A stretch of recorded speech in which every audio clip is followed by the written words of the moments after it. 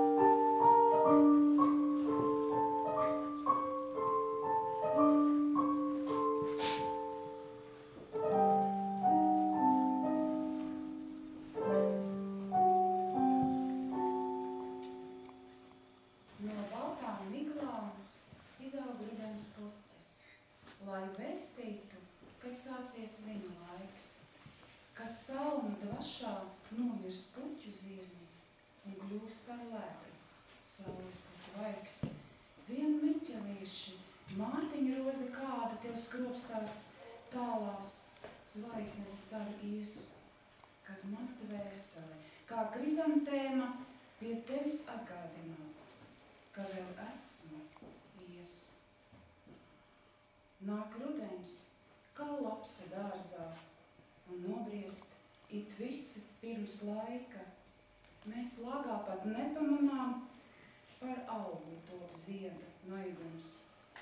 Aiziet meitene vasaras sākumā, pārnāk sieva vasaras vidū, pret